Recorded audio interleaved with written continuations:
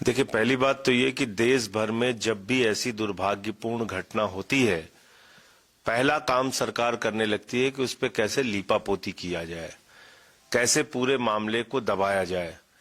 एक तरफ तो लोगों की जान चली गई, दूसरी तरफ ये राजनीति कि उनके मरने की संख्या को घटा के दिखाओ, कुछ हुआ नहीं ऐसा बताओ। आपने देखा होगा महाकुंभ में जब घटना हुई तो 17 घंटे तक उत्तर प्रदेश की सरकार कहती रही कि कुछ हुआ ही नहीं है। और कल जो नई दिल्ली रेलवे स्टेशन पे घटित हुआ दुर्भाग्यपूर्ण घटना हुई, उसके बाद रेल मंत्री मानने को तैयार नहीं कि कुछ हुआ।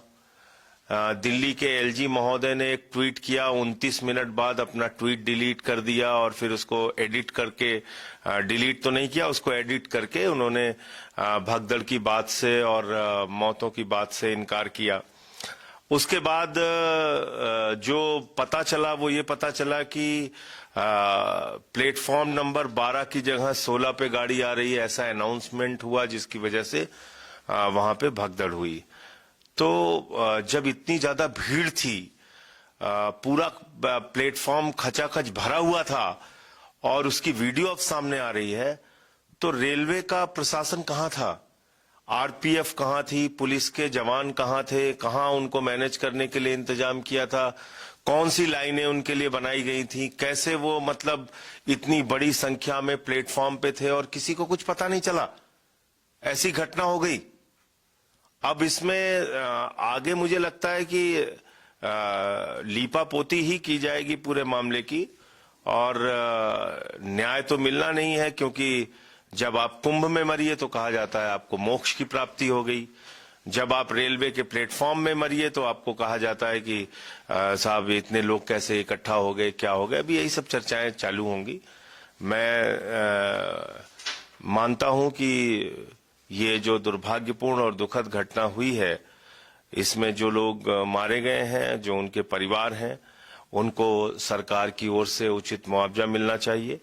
और जो रेल मंत्री जी हैं, जिनके कार्यकाल में तमाम रेलवे के एक्सीडेंट हुए, इस तरह की घटना हो गई, उनकी जवाबदेही कब तय होगी? पूरे महाकुंभ में आप देखिए, जगह जगह ट्रेनें तोड़ी जा रही हैं, एसी के डिब्बे तोड़े जा रहे हैं, लोग जबरदस्ती घुसने के लिए हंगामा कर रहे हैं, हिंसा कर रहे हैं।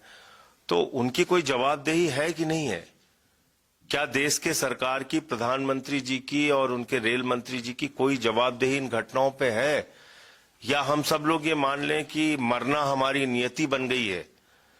कभी नोटबंदी के बाद लाइनों में खड़े होकर मरना है, कभी कोरोना की महामारी में मरना है, कभी रोजगार मांगने पे पुलिस की लाठी से मरना है, कभी फसल का दाम मांगने पे पुलिस की लाठी से मरना है, कभी कुंभ के मेले में मरना है, कभी आग लग जाए तो मरना है, कभी फ्लाईओवर के गिरने से मरना है, कभी पुल के टूटने से मरना है, कभी रोड के एक्सीडेंट में मरना है, कभी ट्रेन के एक्सीडेंट में मरना है।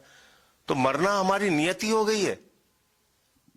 और आप सवाल सरकार से पूछ नहीं सकते, क्योंकि 2014 में इस देश के लोगों ने भगवान चुन लिया है, तो भगवान से तो कोई गलती होती नहीं, उनकी कोई आलोचना आप कर नहीं सकते। तो सबसे ज्यादा दुखद पक्ष यह है कि ऐसी घटनाओं से हम सीखने के बजाय उस पर लीपापोती करते हैं। अगर हमारे अंदर थोड़ा रियलाइजेशन हो, अंदर से महसूस हो कि हाँ गलती हुई है, तब तो आगे सुधार की संभावना है।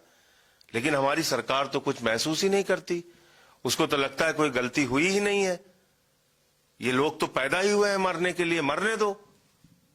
तो ये बहुत ही दुखद है, और मैं जो लोग मारे गए हैं उनके प्रति अपनी गहरी संवेदना व्यक्त करता हूं।